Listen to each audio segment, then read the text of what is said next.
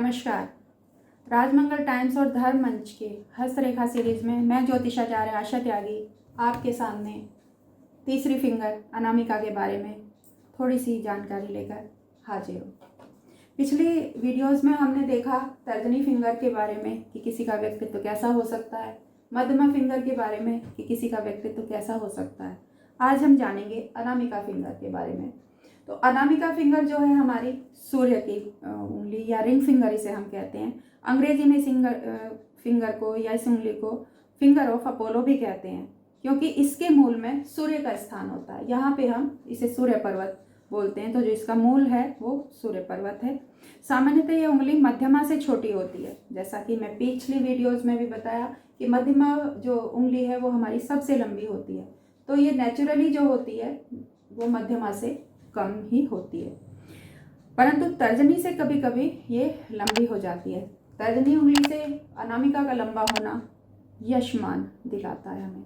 हम प्रतिष्ठित परिवार से संबंधित हो सकते हैं, या कुछ हमारे ऐसा लक होता है कि सडनली हमें यशमान की प्राप्ति हो जाती है। परंतु कुछ हाथों में इसका अपवाद भी देखा गया है कि यदि यह उंगली तर्जनी से बड़ी होती है तो ऐसा व्यक्ति उन्नति खुद भी करता है। जैसे मैंने कहा भाग्यवश, लेकिन उन्नति वो खुद भी कर सकता है, क्योंकि सूर्य का काम ही यश और मान देना है, और उसमें दया, प्रेम और स्नेह जो है वो मनोवांछित गुण जरूरत से ज़्यादा हो जाते हैं।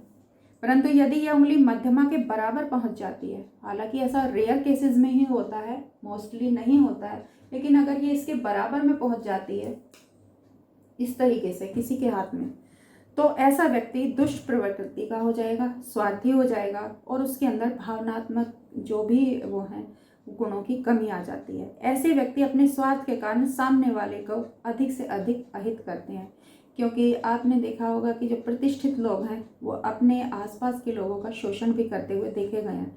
तो अगर उनको बाय बर्थ सारी चीज़ें मिल गई हैं तो यशमान है कि भाई उस परिवार से है, लेकिन उनका जो व्यक्तिगत वो है आचार व्यवहार वो उनकी इस उंगली के आकार के ऊपर डिपेंड करता है। तो अपने स्वार्थ के लिए वो किसी भी हद तक जा सकते हैं और सामने वाले को अहित कर सकते हैं। ऐसे व्यक्ति भाग्यवादी होते हैं और अपने धन का अधिकांश भाग जुआ, सट्टा और गलत कामों में लगा देते हैं। जैसा मैंने पिछली वीडियो में भी आपको बताया था कि अगर हमारी मध्यमा उंगली का झुकाव सूर्य की तरफ हो जाएगा तो ऐसा इंसान भाग्यवादी हो जाएगा, लेकिन उसमें अगर अनामिका उंगली यहाँ तक लंबी हो जाएगी, शनि फिंगर के बराबर लंबी हो जाएगी, तो अब हम उसके बारे में बात करें। ऐसे व्यक्तियों को असभ्य और निर्दयी कह सकते हैं हम। यदि अनामिका उंगली का झुकाव सबसे छोटी उंगली की तरफ हो जाता है, ये सूर्य है और ये बुध है, तो छोटी उंगली की तरफ यानी बुध की तरफ उसका झुकाव हो जाता है, तो ऐसे व्यक्ति को व्यापार से विशेष लाभ होता है, क्योंकि बुध बिजनेस का कारक है हमारा, और उसका सारा जीवन व्यापारिक कार्यों में ही बीतता है। परंतु यदि उस उंगली का झुकाव मध्यमा की तरफ हो जाता है तो ऐसा व्यक्ति चिंतन प्रधान और आत्म केंद्रित होता है, और जीवन में कुछ ऐसा कार्य करके जाता है जिससे आगे के जीवन में और समाज में उसे याद रखा जाए। क्योंकि सूर्य ने यश दिया है, और अगर उसने यश को कमाने के लिए संघर्ष भी किया है तो नेचुरली उसको कई पीढ़ियों तक याद किया जाएगा।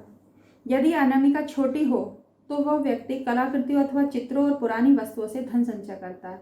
अगर इसका आकार थोड़ा छोटा हो तो वो इस तरीके की जो पुरानी चीज़ें होती हैं उनसे धन संचय करेगा। यदि इसका अगला सिरा नुकीला हो तो वो एक सफल संगीतज्ञ और चित्रकार होता है। ये कला का कारक है। नुकीला सिरा हमारा जिस तरीके से ये है वो कला का कारक है, और सूर्य यश का कारक है। तो कला और यश जहाँ दोनों मिल जाएंगे तो वो संगीत या चित्रकारिता में बहुत नेम फेम कमाएगा। यदि अगला भाग वर्गाकार हो तो कला के माध्यम से यश और धन दोनों ही कमाता है। यहाँ तो सिर्फ नुकीले में तो सिर्फ उसने नाम कमाया, लेकिन अगर ये यहाँ से थोड़ा सा चौरस हो, इसे प्रैक्टिकल मान सकते हैं कि ऐसे ये प्रैक्टिकल होगा, तो उसे धन भी मिलेगा। अपनी कला को इस तरीके से नहीं वो खर्च करेगा, उसके बदले में धन भी चाहेगा। यदि ऊपरी भाग चपटा हो तो इतिहास से संबंधित, जैसे हिस्टोरिकल ये होते हैं, संग्रहालय होते हैं, मॉन्यूमेंट्स को वो करते हैं, तो म्यूज़ियम वगैरह होते हैं, इस तरीके की चीज़ों में उसका बहुत ज़्यादा इंटरेस्ट हो जाएगा। तो इतिहास से संबंधित कार्यों में उसे विशेष रुचि हो जाती है और उसमें सफलता भी प्राप्त करता है। यदि इस उंगली का पहला पारू लंबा हो, अब हम इसके पारू पे आते हैं कि अगर इसका पहला पारू लंबा हो, ये काफ़ी लंबा है, तो अगर ये पहला पर्व लंबा होगा तो वह व्यक्ति जो है कलात्मक रुचि जो है अपनी उनको पूरी करने की कोशिश हमेशा करता रहेगा और उसमें उसे सफलता भी मिलती रहेगी। यदि दूसरा पर्व लंबा हो तो अपनी प्रतिभा के बल पे, अगर ये वाला पर्व जो है, यहाँ हम देखेंगे अगर ये वाला पर्व जो है ये लंबा हो गया हमारा ये, तो अगर ये वाला पर्व दूसरा पर्व लंबा हो जाता है तो वो व्यक्ति जो है अपने बल पर बहुत ऊंचे स्तर तक उठेगा। मतलब उसके जो एफर्ट्स हैं उसके अचीवमेंट के लिए जो है कभी कम नहीं पड़ते हैं। यदि दूसरा पर्व लंबा हो गया तो वो व्यक्ति समाज में भी बहुत प्रतिष्ठित होता है। और यदि तीसरा पर्व, ये हमारा तीसरा पर्व, अगर ये तीसरा पर्व हमारा अनामिका का लंबा होता है तो वह व्यक्ति राष्ट्रव्यापी सम्मान अर्जित करता है।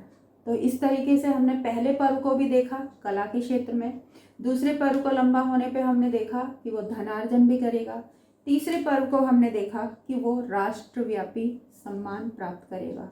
तो कुल मिला के पूरी सन फिंगर जो है वो हमारे यश और मान की कारक है। अलग अलग पोर का अलग अलग महत्व है।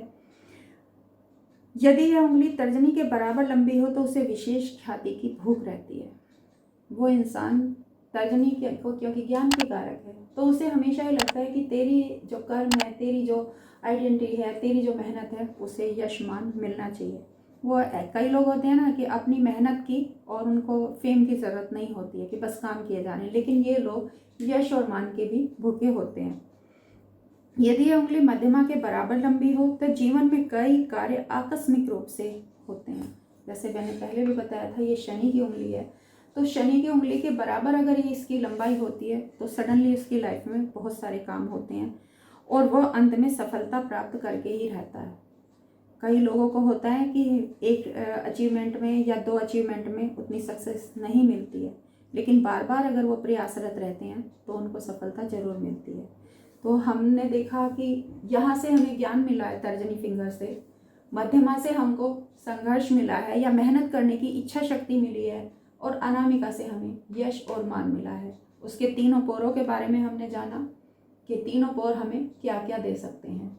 सूर्य का एक काम और भी है कि वो सबके लिए समानता का वो रखता है। अगर हमारे तीनों पोर संतुलित हैं, उंगली का आकार बैलेंस है या ऊपर का जो पोरा है वो भी जैसे बताया कि वर्गाकार है, तो वो इंसान समाज के लिए हितकारी होते हैं। सूर्य सबको रोशनी देता है, सबको फलने फूलने का मौका देता है। तो ये कुछ एनजीओज या कुछ इस तरीके के काम करते हैं ऐसे लोग, जिससे अपने साथ साथ और लोगों का भी बहुत हित होता है या भला होता है। सरकारी कार्यों में तो रत रहते ही रहते हैं, लेकिन सरकारी योजनाएं जो बनती हैं वो योजनाएं इस तरीके से ये लोग गठित करना चाहते हैं, कोई संस्था इस तरीके से बनाना चाहते हैं जिसमें एकल ना होकर सबका हित हो, कि किसी संस्था का, समुदाय का गठन इस तरीके से कर जाते हैं कि वो समुदाय विशेष के लिए या किसी एक से ज़्यादा हित लोगों का ये करने की कोशिश करते हैं। तो खुद भी उगते हैं, उसके लिए यशमान की प्राप्ति होती है, लेकिन औरों को भी रोशनी देने की कोशिश करते हैं।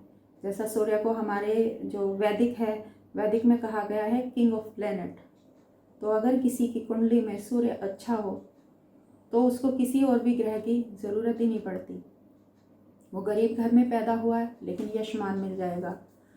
उसके पास ज्ञान की कमी है तो भी उसे किसी और काम में प्रसिद्धि मिल जाएगी। मतलब कोई ना कोई हुनर उसके अंदर हो जाएगा। और सभी ग्रह संतुलित होते चले जाते हैं। भाई बहन कोई भी रिश्ते अगर किसी भी प्लेनेट से वो हो और एक इंसान जो है अपना यशस्वी पद पर पहुंच जाता है तो उसे किसी रिश्ते की ज़रूरत ही नहीं रहती, सारे रिश्ते उसके पीछे पीछे आ जाते हैं। तो इसी तरीके से अगर हमारी अनामिका फिंगर और उसके तीनों पोर वेल डेवलप हैं, अच्छी पोजीशन में है, उंगली का जो ऊपरी सिरा है वो उसका मैंने जैसे बताया कि नुकीला का क्या आकार होगा, चपटे का क्या आकार होगा, चौरस का क्या आकार होगा, तो इस तरीके से अगर हमारी डेफिनेशन के अंदर आता है तो यश और मान की कभी कमी नहीं रहती। तो ये आज अनामिका का यहीं तक। अगली वीडियो में हम कनिष्ठा के बारे में आपके सामने फिर से जानकारी लेके हाजिर होते हैं। नमस्कार।